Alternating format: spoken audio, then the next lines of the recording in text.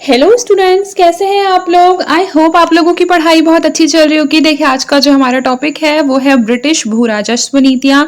तो चलिए आइए देखते हैं। इसके अंतर्गत हम लोग पढ़ने वाले हैं स्थायी बंदोबस्त प्रणाली। उसके अलावा हम लोग पढ़ेंगे रैयतवाड़ी व्यवस्था। उसके पश्चात हम लोग पढ़ेंगे महालवाड़ी। तो आज के क्लास में मैं कोशिश करूंगी कि आपको कहानी की तरह ये तीनों ही जो है वो याद हो जाए बहुत अच्छी तरह से। तो चलिए आइए अब आगे बढ़ते हैं। देखिए, ब्रिटिश भू राजस्व नीतियां। तो ब्रिटिश भू राजस्व नीतियों में प्रारंभिक शुरुआत जो हुई वो 1765 में हुई थी। उस समय भू राजस्व बड़ा कर प्राप्त करने की ब्रिटिशर्स ने बहुत कोशिश की। 5 वर्षीय ठेका प्रणाली शुरू में प्रारंभ किया गया था, जो कि लगभग 1776 में 1 वर्षीय कर दिया गया था। मतलब शुरू शुरू में क्या था कि वो लोग ठेका प्रणाली 5 वर्ष के लिए देते थे, कॉन्ट्रैक्ट 5 वर्ष के लिए देते थे। बट बाद में क्या हो गया कि वो लोगों ने 1776 से उसे 1 वर्ष के लिए कर दिया। आगे देखिए, लिखा है कि अधिक प्राप्ति पर आधारित यह बोली पुराने महाजनों को हराकर नए सूदखोरी को प्राप्त हुई। यानी कि आप लोगों ने देखा होगा कि बेसिकली कॉन्ट्रैक्ट करने के लिए बोली लगानी पड़ती है। उस टाइम पे भी ऐसा होता था।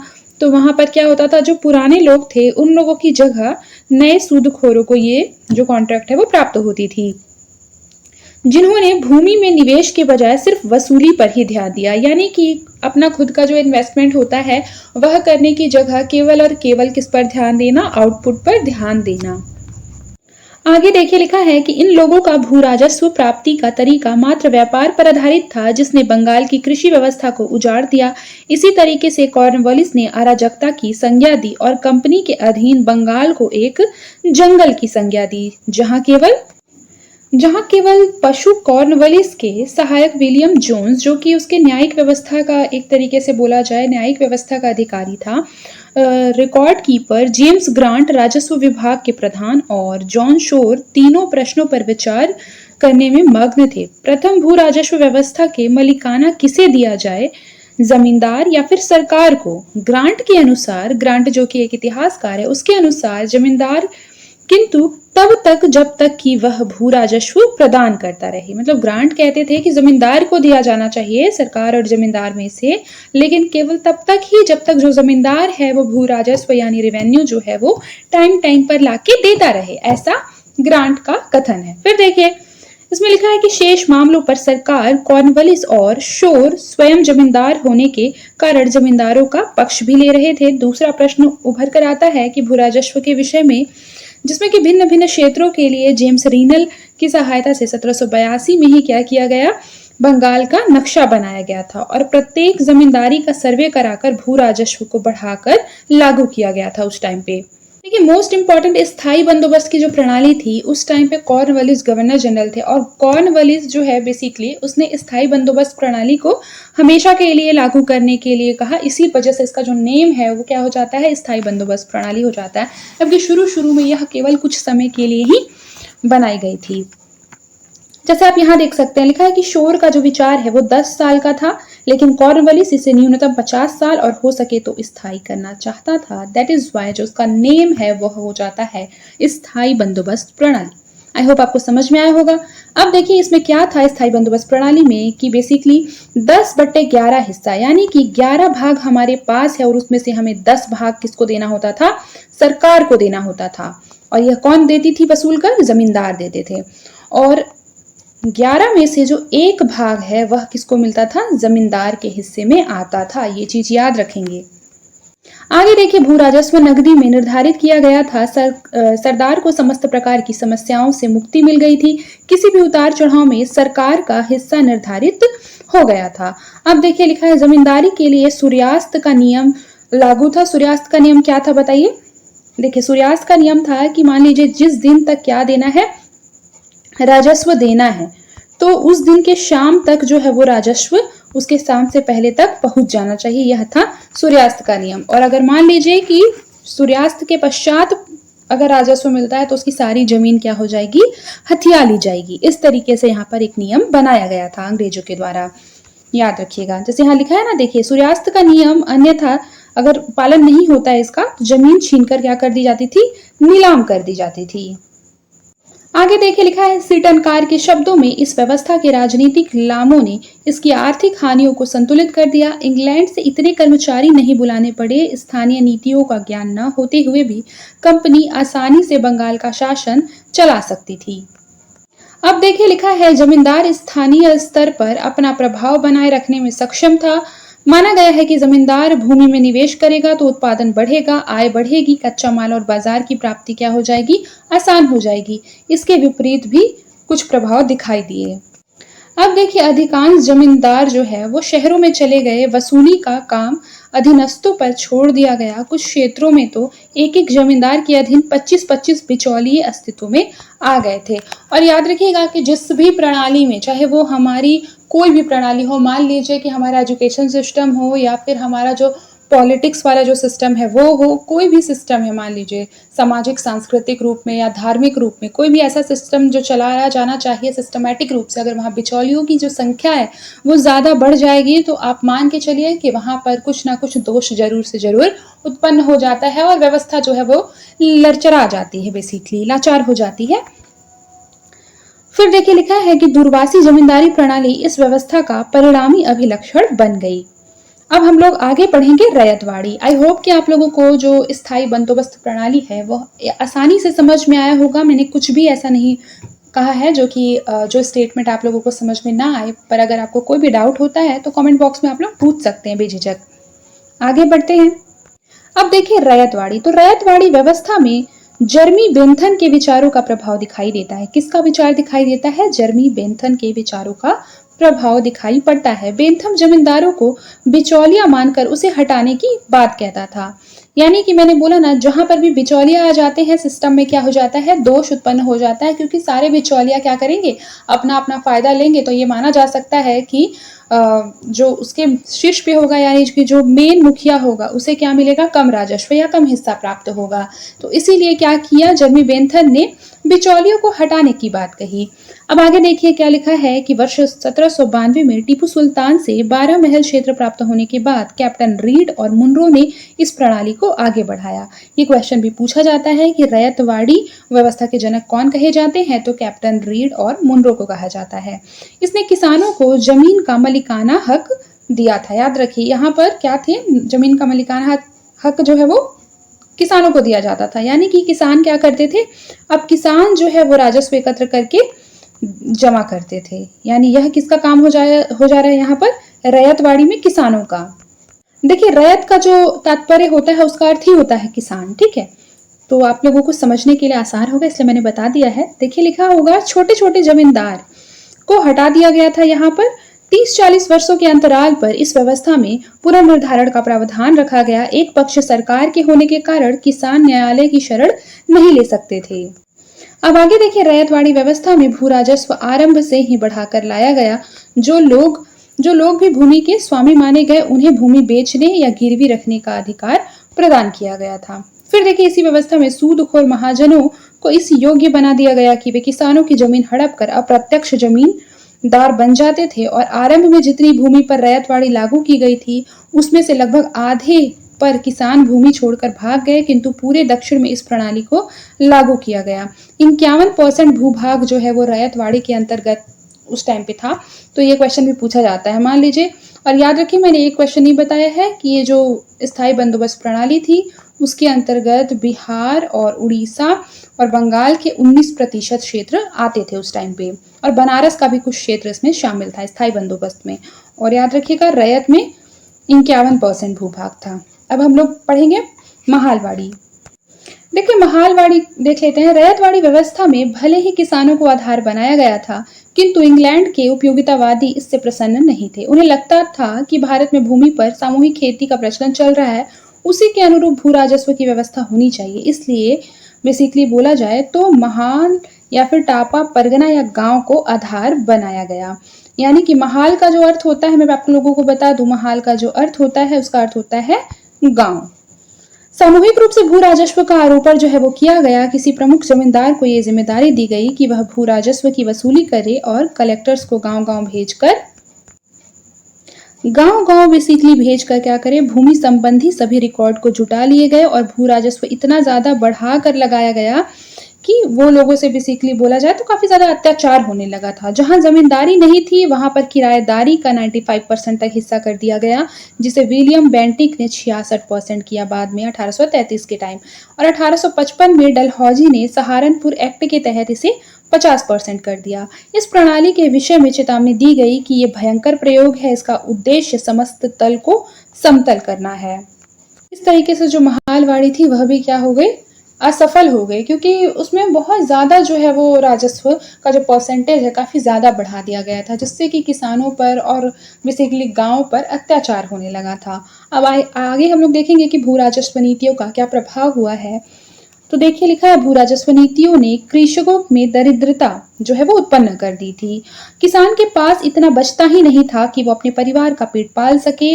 उसकी मजबूरी उसे सूदखोर महाजन के पास ले जाती थी, जिससे कि ऋण जाल से वह कभी निकल ही नहीं पाया। भूमि का गिरवी रखा जाना, उसे बेचना किसान की एक नियति बनकर रह गई।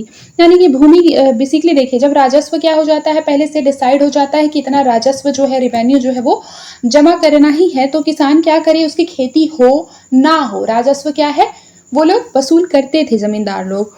तो इसके लिए किसान क्या कर देते थे, राजस्व के लिए, राजस्व देने के लिए वह अपनी जमीन को गिरवी रख देते थे या फिर उसे बेच देते थे। तो यही अब किसानों की नियति बन गई थी, उनकी किस्मत बन गई थी। आगे देखिए क्या लिखा है। देखिए आगे लिखा है कि किसानों में विद्रोही चेतना भी पनपी। जाहिर सी बात है, जब अत्याचार हद से ज्यादा बढ़ जाता है तो कहीं ना कहीं मन में एक विद्रोही भावना उत्पन्न जरूर से जरूर होती है। हम सभी इससे परिचित हैं। देखिए लिखा है, बंगाल के क्षेत्र में नील की खेती करने वाले किसानों ने अपने जमींदारों का इतना जबरदस्त विरोध किया कि यूनियन बैंक, जो नीलह साहबों का वित्त का स्रोत था, दिवालिया हो गया। सूदखोर महाजनों का शोषण आम बात हो गया। थोड़े से पैसे देकर महंगाई ब्याज दर पर किसान की जमीन हड़प लेना अब आम बात हो गई। पुलिस, सरकारी प्रशासन एवं किसानों की सुनवाई नहीं करते थे। हालांकि 1857 के बाद इस प्रवृत्ति में कुछ अंतर आ गया था। अब देखिए लिखा है, संयुक्त परिवारों का टूटना, एकल परिवारों का बनना यहाँ पर आम बात हो गई थी, क्योंकि रोजगार की तलाश में किसान जो थे वो क्या कर रहे थे, शहर की ओर, एक तरीके से बोला जाए शहर की ओर उन्मुख हो रहे थे, प्रवास कर रहे थे, जहाँ ज्यादातर मजदूरों के रूप में वह कार्य करते थे। हालांकि इसी से किसानों में शहरी चेतना बढ़ने लगी और शहर का जो मध्यम वर्ग है वो किसानों के साथ आ गया। अकाल एवं उसके दौरान होने वाली मौतें ग्रामीण क्षेत्र की एक मुख्य विशेषता थी उस टाइम पे। आगे देखिए, विलियम डिग्बी के अनुसार, ये डिग्बी है, ठीक है, विलियम डिग्बी के अनुसार 1854 से लेकर 1900 के बीच करीब 3 करोड़ लोग क्या हुए, अकाल से मारे गए। इसके पश्चात क्या होता है कि भू राजस्व नीतियों ने कृषि के वाणिज्यीकरण को बढ़ावा दिया। मैंने आप लोगों को बताया था, कृषि का वाणिज्यीकरण का मतलब होता है वह फसलों का उत्पादन करना जो कि नकदी फसल हो, बेसिकली उन्हें बेचकर जो है वो लाभ कमाया जा सके, या फिर वह फसल जिसका की जो है उच्च मूल्य प्राप्त होता है उसके लिए खेती करना कृषि का वाणिज्यीकरण होता है। जैसे देखिए लिखा है, ज्यादातर नकदी फसलें खाद्यान्न फसलों के स्थान पर बोई गई। परिणामतः अकाल के समय होने वाली मौतें की संख्या में और ज्यादा मतलब बढ़ोतरी हो गई। जैसे देखिए, हम जब वह फसल नहीं बोएंगे, जैसे यहाँ लिखा है ना खाद्यान्न फसल, खाद्यान्न फसल यानी कि हमारा गेहूं हो गया, धान हो गया, अगर हम इन सब का उत्पादन करने की जगह मान लीजिए कि नकदी फसल के रूप में आप समझ सकते हैं कि तिलहन का उत्पादन करने लगे, या फिर मान सकते हैं सोयाबीन का, मूंगफली का उत्पादन होने लगा, तो यह अकाल के टाइम पे काम नहीं आएगी। अकाल के टाइम पे खाद्यान्न फसलें काम पर आती है, ठीक है, ये सबसे आप परिचित होंगे। तो वही चीजें यहाँ लिखा है कि जब ऐसा हुआ कि वाणिज्यीकरण को बढ़ावा देने के लिए नकदी फसलों का उत्पादन जो है वो ज्यादा करने लगे, तो कहीं ना कहीं अकाल के टाइम पर मौतों की संख्या और ज्यादा बढ़ने लगी। क्यों? क्योंकि खाद्यान्न की कमी हो गई थी। खाद्यान्न संकट में एक और बड़ी वजह परिवहन के माध्यमों का विकसित नहीं होना था। याद रखिएगा कि उस टाइम पे खाद्यान्न संकट में सबसे इम्पोर्टेंट जो रीजन था कि खाद्यान्न संकट उत्पन्न हुआ है, कहीं ना कहीं परिवहन के उतने साधन नहीं थे। मान लीजिए एक जगह अनाज है तो उसको दूसरे जगह पर ले जाने के लिए वैसी जैसे आजकल सुविधा है, वैसी सुविधा उस टाइम पे नहीं थी। अब आगे देखिए, जैसे जैसे रेलवे का जो है वो विस्तार होने लगा, डामर की सड़कें बनाई गई, अकालों पर प्रभावशाली रूप से नियंत्रण कर लिया गया। द्वितीय विश्व युद्ध के दौरान वर्ष 1943 में बंगाल में पड़े अकाल को छोड़कर अन्य किसी भी अकाल में होने वाली मौतें संख्या में भारी नहीं रही। फिर लिखा है कि लॉर्ड लीटन के शासनकाल में बनाई गई अकाल संहिता बनाई गई जो अकाल संहिता थी, जो कि लॉर्ड रिपन के काल में लागू हुआ, अकाल नीति का आधार बनी रही। यानी अकाल नीति का आधार जो थी वो लॉर्ड लिटन के शासनकाल में एक अकाल संहिता बनाई गई थी, उसके अनुसार ही यहाँ पर कामकाज होता था। देखिए अगला क्वेश्चन यहाँ पर लिखा हुआ है, ये क्वेश्चन के पैटर्न में है। लिखा है कि मान लीजिए आपके ये वाला क्वेश्चन जो है वो आपके एग्जाम में पूछा जा सकता है, तो किस तरीके से आप उसका फॉर्मेट बनाएंगे ये देख लेते हैं। लिखा है स्थायी बंदोबस्त से अनेक आशाओं पर पानी फिर गया और उसके जो परिणाम निकले, जिसको बेसिकली जिसमें कोई भी संभावना नहीं थी, वह परिणाम निकले जिसके कि कोई भी क्या नहीं थी, संभावना नहीं थी। यानी कि बोल सकते हैं कि आशाजनक परिणाम उस टाइम पे नहीं आया था, उसके अपोजिट आया था। यहाँ पर टिप्पणी करना है। तो देखिए सबसे पहले स्थायी बंदोबस्त प्रणाली में ब्रिटिश शासकों ने अपने आर्थिक लाभ पर विशेष ध्यान दिया था, जिससे उनका परिणाम किसानों और आम नागरिकों को झेलना पड़ा था। सीटन कार के शब्दों में स्थायी बंदोबस्त के राजनीतिक लाभों ने इसकी आर्थिक हानियों को संतुलित कर दिया। फिर आगे देखिए लिखा है इस व्यवस्था में जमींदार को राजस्व वसूली करता बनाया गया था। इन लोगों का राजस्व वसूली का तरीका मात्र व्यापार पर आधारित था, जिससे कि किसानों की जो स्थिति है उसमें अनेक निराशाजनक परिणामों की वृद्धि हुई। जमींदार स्थानीय स्तर पर अपना प्रभाव बनाए रखने में सक्षम था। अब देखिए नीचे के भी जो क्वेश्चन लिखा है, अगला क्वेश्चन वह क्या है कि भारत में अंग्रेजी की भू राजस्व नीति को एक रूप प्रदान किया गया, उसको प्रदान करने वाले प्रमुख कारक का परीक्षण कीजिए, उसका भारतीय समाज पर किस प्रकार प्रभाव पड़ा। तो ये क्वेश्चन जो है ये आप घर में लिखेंगे, ठीक है, और लिखकर आप मुझे दिखा भी सकते हैं कि मैम यहाँ पर क्या कमी है, आप मुझे बताइए, ठीक है।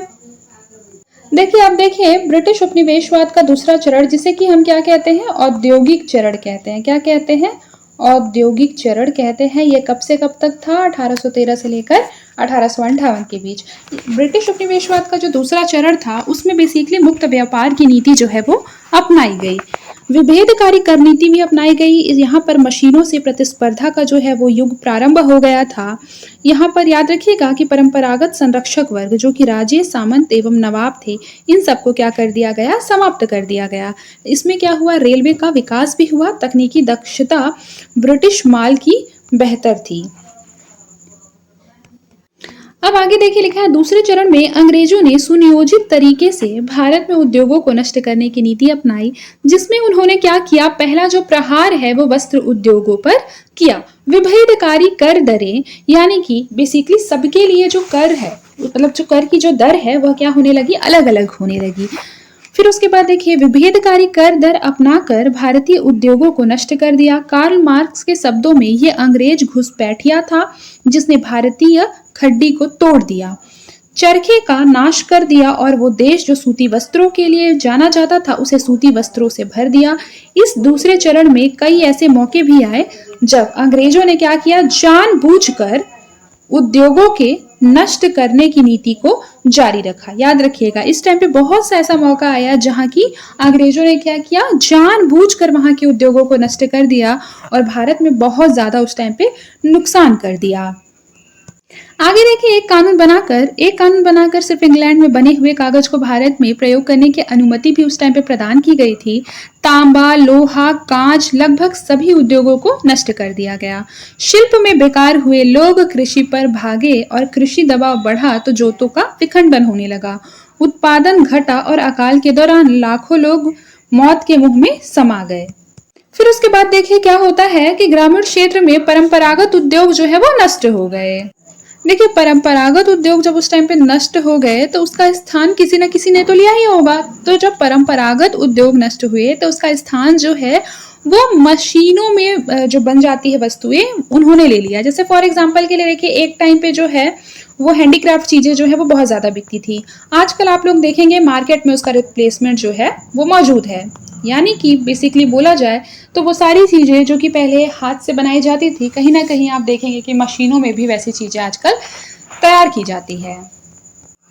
तो वही चीजें यहाँ पर भी कह रहा है। देखिए रेलवे का इसमें विशेष योगदान रहा, जिसने ग्रामीण क्षेत्र से न केवल कच्चा माल बंदरगाह तक पहुंचा दिया बल्कि तैयार माल को देश के अंदरूनी हिस्से तक पहुंचा दिया। आई होप कि आप लोगों को समझ में आ रहा होगा। फिर देखिए 1833 तक भारतीयों की जो क्रय शक्ति है वो समाप्त हो गई। इस समय तक अंग्रेजों के खर्चे जो है वो बढ़े हुए थे। यानी कि बेसिकली बोला जाए जब जो भारत है वहाँ पर क्या किया उस टाइम पे अंग्रेजों ने, हैंडीक्राफ्ट की जो चीज़ें हैं, हस्तकला वाली जो चीज़ें हैं वो बंद करा के और उद्योगों में वो चीज़ें बनानी जो प्रारंभ कर दी। तो छोटे-छोटे जो बेसिकली उद्योगकार हैं या छोटे-छोटे मज़दूर हैं या छोटे-छोटे किसान हैं, तो जब उनके पास पैसा ही नहीं रहेगा तो डिमांड कैसे बढ़ेगा? डिमांड तब बढ़ता है जबकि आपके पास पैसे होते हैं। इसीलिए 1833 तक आते-आते क्या हो गया कि जो भारतीय लोग थे उनकी क्रय शक्ति समाप्त हो गई लगभग। फिर देखिए लिखा है ब्रिटिश रिकॉर्डों में जिसे होम चार्ज कहा जाता था वो निम्न प्रकार का था। आइए आगे देखते हैं। देखिए पहला है कि सार्वजनिक ऋणों पर दिया गया ब्याज जो है वह कितना हो गया, 1857 में ईस्ट इंडिया कंपनी पर 7 करोड़ का ऋण दिया गया। फिर उसके बाद है कि रेलवे पर दिया गया ब्याज भी उस टाइम पे बढ़ गया था। उसके बाद है सैनिक सामग्री की खरीद करने के कारण भी अंग्रेजों का जो है वो बेसिकली खर्चा जो है वो क्या हो गया था, बढ़ गया था। उसके बाद है कि ईस्ट इंडिया कंपनी ने कर्मचारियों का जो वेतन है, पेंशन, ग्रेच्युटी फंड इत्यादि भी प्रदान किए, जिसकी वजह से भी उनका खर्चा जो है वो बढ़ने लगा था। अब देखिए ईस्ट इंडिया कंपनी के शेयर धारकों को दिया गया लाभांश। फिर है भारत में विद्रोह के दमन के दौरान सेना और पुलिस की कार्यवाहियों पर किया गया व्यय। अब आगे देखिए इंग्लैंड की संसद को दिया गया नजराना। फिर उसके बाद है 1833 में कुछ नए उपाय अपनाए गए, जैसे कि पहला है भारत में विदेशियों को लाकर बसाना ताकि वे धन का निवेश करें। इन विदेशियों का निवेश चाय के बागान, नील की खेती, जूट, पटसन का उत्पादन इत्यादि में होने लगा। इनके बागानों में काम करने वाले मजदूरों की जो स्थिति है वह क्या थी, दासों से भी बदतर थी। अब आगे देखिए लिखा है कि भारत में कृषि का जो विस्तार है, जो विकास है, जिससे कि किसानों की आय बढ़ती गई और भारत में अंग्रेज वस्तुओं के लिए बाजार निर्मित होता जाता रहा, किंतु इस ओर ध्यान जो है वो 1857 के बाद ही दिया गया। इस टाइम पे रेलवे का जो विकास है वो एक अन्य महत्वपूर्ण घटना के रूप में हमारे सामने आती है। देखिए लिखा है कि भारत में पहली रेलवे लाइन 1832 में मद्रास में डाली गई। उस समय इसमें इंजन नहीं था, यानी उस टाइम पे रेल में क्या नहीं था, इंजन नहीं था, बल्कि इसे हाथी, घोड़े या खच्चर खींचते थे। भारत में रेलवे का जो प्रवर्तक है वो रोलैंड मैकडोनाल्ड स्टीफेंसन को माना जाता है, जिससे कलकत्ता से इलाहाबाद तक रेलवे लाइन का निर्माण करने का उन्होंने विचार दिया था। इसके पूर्व जोसेफ लॉक नाम के इंजीनियर ने कलकत्ता से लेकर दिल्ली तक रेलवे लाइन का निर्माण करने का विचार रखा था। लिखा है 1845 में 3 रेलवे लाइनों पर कार्य प्रारंभ हुआ। एक हुआ कलकत्ता से रानीगंज, दूसरा है बंबई से ठाणे और तीसरा है मद्रास से अकोरन। रेलवे निर्माण में 5% लाभांश की गारंटी अगले 25 वर्षों तक रखी गई थी। जमीन मुफ्त में दी जानी थी, यानी जमीन क्या है वो मुफ्त में प्रदान हुई थी। फिर देखिए लिखा है 16 अप्रैल 1853 को पहली बार सफलतम रेलवे लाइन बम्बे से ठाणे के बीच चली। ये चीज हम लोगों ने बहुत बार जीके में पढ़ा है और बचपन से पढ़ते आ रहे हैं, याद भी होगा आप लोगों को। फिर उसके बाद देखिए लिखा है 1869 में जॉन लॉरेंस ने रेलवे पर गारंटी योजना को समाप्त कर दिया, किंतु क्या होता है कि 1879 में रेलवे गारंटी पुनः प्रदान कर दी जाती है। इस बार 3.5% ब्याज दर रखी गई थी। रेलवे के प्रारंभ के समय कार्ल मार्क्स ने यह भी कहा कि रेलवे जिस देश में भी लोहा और कोयला प्राप्त करेगी वहां आधुनिक उद्योगों को स्वतः से जन्म देगी। अब आगे देखिए एडविन अर्नोल्ड ने भी लिखा था कि रेलवे भारत में वो काम कर देगी जो अकबर अपनी उदारता और टीपू अपने तलवार से नहीं कर सका। याद रखिए इस तरीके का जो आप लोग स्टेटमेंट लिखेंगे, इस तरीके के लाइंस लिखेंगे तो आपका जो कॉपी है, आपका जो आंसर है वो काफी ज्यादा अच्छा लगेगा। अब देखिए लिखा है कि वे भारत को एक राष्ट्र नहीं बना सके। रेलवे पर एक समाचार पत्र सहचर की टिप्पणी थी कि भारत में रेलवे का विकास हथकड़ी की तरह है। रेलवे पर तिलक का कहना था कि भारत में रेलवे की कोई उपयोगिता नहीं है, ये दूसरे के पत्नी के खर्च उठाने जैसा है। कई बार इस तरीके के क्वेश्चन जो है वो बनाए जाते हैं स्टेटमेंट वाले। मान लीजिए एक क्वेश्चन है कि न रेलें होती न भारत आधुनिक होता, इस पर क्या करना है, आपको टिप्पणी देना है। तो आप किस तरीके से लिख सकते हैं, यहाँ कुछ कंटेंट है, अगर वो आपके लिए हेल्पफुल होगा तो आप ऐसे लिख सकते हैं। देखिए लिखा है कि रेलवे ने पूरे भारत को एकता के सूत्र में बांध दिया। प्रांतीयता, क्षेत्रीयता, स्थानीयता की भावनाओं पर प्रभावशाली तरीकों से रोक लगी। भारतीय स्वयं को एक राष्ट्र के नागरिक के रूप में महसूस करने लगे। फिर लिखा है रेलवे ने आधुनिक उद्योगों को जन्म दिया, जिसने कि देशी पूंजीपति वर्ग को जन्म दिया। ये पूंजीपति वर्ग जो है वो राष्ट्रवाद का वाहक बन गया। आगे देखिए लिखा है रेलवे में जाति प्रथा, छुआछूत पर चोट की 2 पैसे की दर से टिकट लेकर कोई भी अगल बगल बैठकर यात्रा कर सकता था। देखिए, जाहिर सी बात है, जब रेलवे का विकास होता है तो आप लोगों ने देखा होगा आज भी कि रेल के डिब्बे में कोई भी ये नहीं देखता कि मेरे बगल वाला जो है वो किस जाति का है। लेकिन जब तक रेलवे का विकास नहीं हुआ था, लोग एक तरीके से बोला जाए तो निचली जाति के छूने से कुएं का पानी तक वो लोग नहीं पीते थे। आप लोगों ने ये सारी चीजें देखी भी होंगी, ठीक है। लेकिन रेलवे के विकास के पश्चात क्या होने लगा कि दो विभिन्न विभिन्न जातियों के लोग आसपास ट्रेवल करने लगे थे। तो ऐसा कहा जा सकता है कि रेलवे ने क्या किया, जाति प्रथा पर एक चोट किया। अब आगे देखिए, आगे क्या लिखा है। आगे लिखा है कि रेलवे ने भारतीय व्यापारियों को भी लाभ पहुंचाया। जाहिर सी बात है कि मान लीजिए कि जो परिवहन साधन है, एक व्यापारी को अपना माल जो है वो कहीं दूर भेजना है, तो उस टाइम पे कैसे भेज सकते थे। मान लीजिए कि रोड के सहारे से भी भेजते तो बैलगाड़ी से कितना माल जा पाता, नहीं जा पाता उतने इजीली। तो उस तरीके से क्या हुआ, रेलवे का विकास होने के पश्चात व्यापारियों को भी बहुत ज्यादा लाभ होने लगा। लिखा है, जब आंतरिक व्यापार में भारतीयों को लाभ होने लगा तो अंग्रेजों ने आंतरिक परिवहन में विभेदकारी शुल्क दरें भी बढ़ा दी। यानी जितना ज्यादा लाभ होता था उतना ज्यादा कर देना पड़ता था। अब आगे देखिए, रेलवे ने गांव को बंदरगाह शहर से जोड़ दिया। गांव अंतर्राष्ट्रीय अर्थव्यवस्था का जो है वो एक अंग बन गए। अंतर्राष्ट्रीय स्तर पर होने वाले उतार चढ़ाव का जो असर है वो गांव पर पड़ने लगा। गांव का एकाकीपन जो है वो समाप्त हो गया। ग्रामीण चेतना में जो विकास हुआ, निसंदेह उसमें किसका योगदान था, रेलवे का योगदान था। देखिए, आप निष्कर्ष में ऐसा लिख सकते हैं या फिर विपक्ष में लिख सकते हैं कि किंतु ऐसा भी नहीं कहा जा सकता है कि रेलवे नहीं आती तो भारत आधुनिक नहीं होता। आप क्वेश्चन से डायरेक्टली बोल सकते हैं कि आपको क्वेश्चन का जो है वो डायरेक्टली समर्थन नहीं देना है। आप उससे डायरेक्टली क्या नहीं बोल सकते, हामी नहीं भर सकते। इसीलिए यहाँ पर क्या लिखा है कि ऐसा भी नहीं कहा जा सकता कि यदि रेलवे नहीं आती तो भारत उस टाइम पे आधुनिक नहीं होता। आधुनिक शिक्षा, ज्ञान विज्ञान, राजनीतिक संस्थाओं का विकास, महिला उत्थान इत्यादि बहुत से ऐसे क्षेत्र थे जहां रेलवे की प्रत्यक्ष रूप से कोई भूमिका नहीं थी। तो यह निश्चित रूप से आधुनिकता के परिचायक थे या नहीं, ऐसा नहीं कहा जा सकता।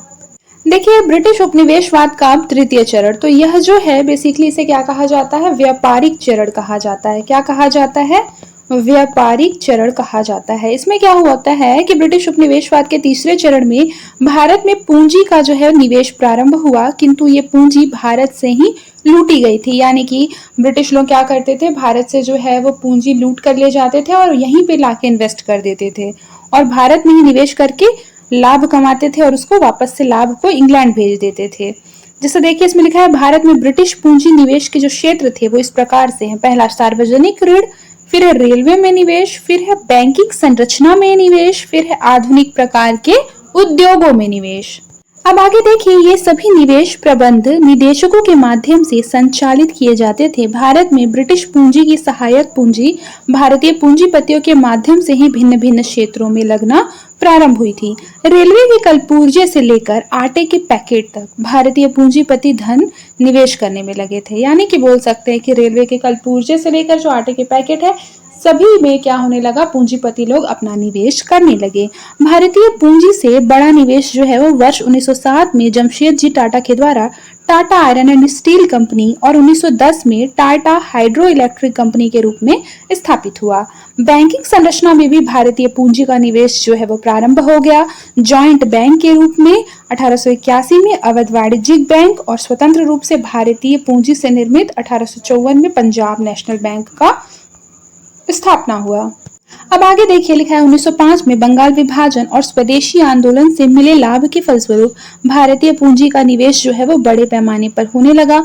1906 में बैंक ऑफ इंडिया एवं 1908 में बैंक ऑफ बड़ौदा, 1911 में सेंट्रल बैंक ऑफ इंडिया, 1913 में बैंक ऑफ मैसूर की स्थापना हुई। इसी बीच में चिदम्बरम पिल्ले ने स्वदेशी स्टीम ने विदेशन कंपनी स्थापित की और पीसी राय ने क्या किया, बंगाल केमिकल्स की स्थापना की। अब आगे देखिए, वर्ष 1914 में विश्व युद्ध हुआ। तो उस टाइम पे क्या हुआ कि भारतीय कंपनियों को युद्धकालीन ठेके मिलने लगे, बाजार मिलने लगी, विदेशों से आने वाला माल जो है वो रुक गया। अंग्रेजों को इस्पात की आवश्यकता थी, जिसके लिए आपूर्तिकर्ता उस टाइम पे कौन थे, जमशेदजी टाटा। लिखा है, अंग्रेजों को सैन्य सामग्री के आपूर्तिकर्ता भी उस टाइम पे टाटा ही थे। कब? प्रथम विश्व युद्ध जब हुआ था 1914 में, तब। फिर देखिए वर्ष 1916 में थॉमस हॉलैंड की अध्यक्षता में फर्स्ट इंडस्ट्रियल कमीशन जो है वो गठित हुआ, जिससे भारतीय उद्योगों पर अपनी रिपोर्ट क्या होने लगी, उस पर देना था। फिर लिखा है मदन मोहन मालवीय भी इसके एक सदस्य थे, उन्होंने भी अपनी रिपोर्ट जो है वो अलग से पेश की थी। आगे देखिए 1921 में फर्स्ट फिस्कल कमीशन जो है वो गठित हुआ, जिसे भारतीय उद्योगों के संरक्षण पर अपनी रिपोर्ट देनी थी। 1923 में एक टैरिफ बोर्ड बना, जिसे कि भारत से आने वाले माल पर अतिरिक्त ड्यूटी लगाकर उसे भारतीय बाजार में प्रवेश करने से रोकना था। किंतु ब्रिटेन में बने हुए माल को भारतीय बाजार में प्रवेश देने के लिए एक लीज मोदी समझौता हुआ, जिसके तहत क्या होने लगा कि भारत जो है वो लंकाशायर के अधिक कपास खरीदने के बेसिकली वायदे पर ब्रिटिश कपड़ों को वरीयता देने पर राजी हो गया। यानी यहाँ पर कहीं ना कहीं बोला जाए एक समझौता हुआ था, जिसके तहत वह जितना ज्यादा कपास खरीदेगा तो क्या होगा, भारत के लोग बहुत ज्यादा कपास बेचेंगे और जो जिसको बेचे हैं वो क्या करेगा, उनको कपड़ा प्रदान करेगा। तो कहीं यहाँ पर कहा जा सकता है कि दोनों देशों के मध्य कहीं ना कहीं एक समझौता हुआ था। आगे देखिए लिखा है 1937 तक बहुत सी कंपनियां अपने नाम के साथ इंडिया लिमिटेड लगाकर भारत में अपनी शाखाएं खोल चुकी थी, जैसे कि लीवर ब्रदर्स हो जाएगा, फिर उसके बाद है डनलॉप ब्रदर्स हो जाएगा, उसके बाद है यूले एंड कंपनी हो जाएगा।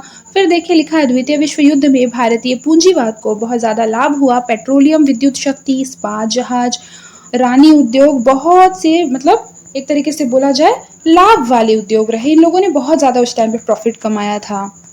अब देखिए जैसे जैसे सत्ता हस्तांतरण पर बातचीत हुई, ब्रिटिश कंपनियां अपनी इकाइयां बेचकर जाने लगी। 1945 से संयुक्त कंपनी का उदय होने लगा। जवाहरलाल नेहरू के आश्वासन के बाद कंपनियों का पलायन कुछ हद तक रुक गया। आगे देखिए वर्ष 1948 में क्या हुआ, देश में नई औद्योगिक नीति लागू की गई, जिसमें कि दीर्घकालिक निवेशों पर बल दिया गया। इसमें खुद सरकार ने ऐसे उद्योगों में अपना निवेश किया जो आयात प्रतिस्थापन के लिए आवश्यक थे। निजी क्षेत्र इसके लिए सहमत नहीं था। सरकार का निवेश जो है वो सार्वजनिक क्षेत्र के उद्यम कहलाने लगे। ये जानबूझकर पिछड़े क्षेत्र में लगाए गए ताकि वहां पर विकास हो। फिर उसके बाद देखिए पहली पंचवर्षीय योजना में कृषि पर भारी निवेश किया गया। दूसरे में भारी उद्योगों का क्या होने लगा, विकास होने लगा, जिससे कि क्या होने लगा, सहायक उद्योगों को स्वयं विकसित होने के लिए एक प्रेरणा मिली। जैसे आप लोगों ने देखा होगा कि मान लीजिए कि कई बार ऐसा होता है कि एक उद्योग क्या होता है स्थापित किया जाता है, तो उसकी प्रेरणा के फलस्वरूप क्या होता है, एक दूसरा उद्योग भी स्थापित करना वो ज्यादा आसान होता है। मेहनत सबसे ज्यादा लगती है पहले उद्योगों को स्थापित करने में। देखिए अब अगली क्लास में हम लोग पढ़ेंगे 1857 का विद्रोह। आई होप कि आप लोगों को आज का क्लास जो है वो समझ में आया होगा। आप लोगों के आंसर राइटिंग के लिए काफ़ी ज़्यादा कंटेंट आज मैंने पढ़ा दिया है। एक बार उसको रिवाइज करके खुद से आंसर राइटिंग की प्रैक्टिस करेंगे। और आज के लिए बस इतना ही, मिलते हैं नेक्स्ट क्लास में। तब तक के लिए अपना ख्याल रखिए और मन लगाकर पढ़ाई करते रहें।